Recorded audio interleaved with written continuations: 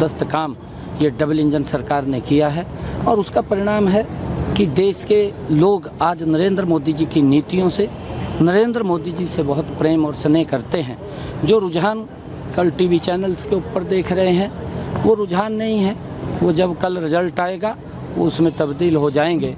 और जो देश ने कहा है कि 400 पार सीटें दे करके मोदी जी को तीसरी बार इस देश का प्रधानमंत्री बनाएंगे, वो देश के लोगों के मन के अंदर है कि पहली बार आज़ादी के बाद किसी प्रधानमंत्री ने आकर के देश को इतनी गति से आगे बढ़ाने का काम किया है। दुनिया के अंदर भारत का सम्मान बढ़ाने का काम इन 10 वर्षों के अंदर किसी प्रधानमंत्री ने किया है।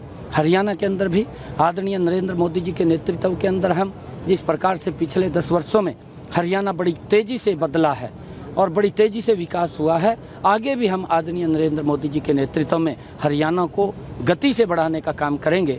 और हरियाणा के अंदर भी 11 कमल के फूल कल खिलेंगे और 11 के 11 नरेंद्र मोदी जी के पास जा कर के। तो नायब सिंह सैनी जो कि नरेंद्र मोदी की तीसरी बार जीत को लेकर आश्वस्त हैं और लगातार ऐसे बयान बीजेपी से आ रहे हैं। एग्जिट पोल्स भी उसी ओर इशारा कर रहे हैं। ऋषि मिश्रा जी हमारे साथ स्टूडियो में हैं, चंद्र प्रकाश जी स्टूडियो में हैं।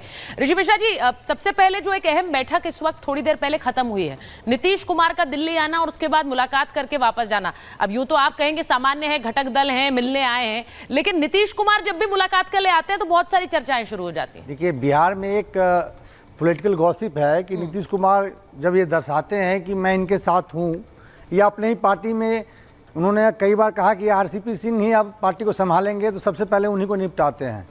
तो ये है, मैं इसको लाइटर मूड में कह रहा हूँ, मैं इसको ऐसे नहीं लीजिएगा। हालांकि तेजस्वी यादव ने कहा था कि 4 तारीख के बाद चाचा जो हैं कुछ नए निर्णय ले सकते हैं, लेकिन जहाँ तक मैं समझता हूँ बिहार को, नीतीश कुमार एनडीए में हैं और अभी एनडीए में ही रहेंगे।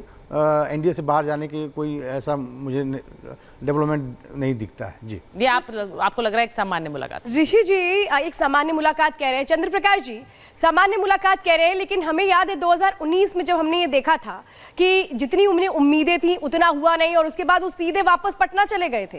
ये कहें कि एक बार अपने लिए कैबिनेट में उन संभावनाओं को तलाशने के लिए, गुंजाइश को देखने के लिए पहले ही वो मुलाकात करने पहुंच गए। देखिए, जब वो आए थे वापस घूमकर वापस इंडिया से एनडीए में आए, तो उसी समय निश्चित रूप से उन्होंने अपनी जो आगे की बार्गेनिंग है वो निश्चित रूप से कर ली होगी। ऐसा नहीं कि कुछ आज है जो अब जाके करना है। अब जो भी है वो रणनीति किस स्तर पे होगा कि कल क्या होगा, हो सकता है कि वो सद्भावना मुलाकात ही हो जो कह रहे हैं। कोई बहुत उसका अर्थ नहीं निकाल भी सकते, नहीं भी निकाल सकते, क्योंकि कोई सूत्रों के अनुसार कोई खबर तो इसमें आनी नहीं है। हाँ, एक पॉस्चरिंग भी है कि हम एक साथ हैं, उसको भी हमें देखना चाहिए। और हमें ये भी समझना चाहिए कि अभी कल तक कोई अर्थ नहीं निकलेगा। किसी बैठक का अनेक अर्थ निकाल सकते हैं।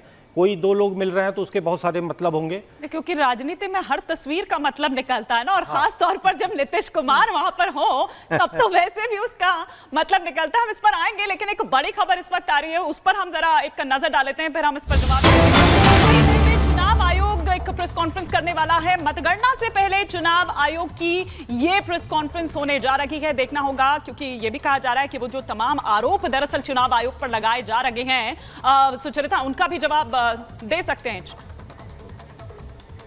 और दीपेश हमारे साथ जुड़ रहे हैं सीधे वो चुनाव आयोग की जहां प्रेस कॉन्फ्रेंस होने वाली है, इलेक्शन कमीशन दफ्तर पर ही मौजूद हैं। दीपेश, जरा बताइए, आज इलेक्शन कमीशन की बैठक और चुनाव के नतीजे आने से एक दिन पहले ये प्रेस कॉन्फ्रेंस, ये बड़ी अहम है और बहुत से आकलन इसको लेकर लगाए जा रहे हैं, क्योंकि जयराम रमेश कह चुके हैं कि डीएम्स को गृह मंत्री का फोन चला गया। उससे पहले कल पीयूष गोयल चले गए थे इलेक्शन कमीशन कंप्लेन लेकर, क्योंकि जिस तरह से ये बातें कही गई, और फॉर्म 17C को लेकर इतनी चर्चाएं हैं। आज क्या कुछ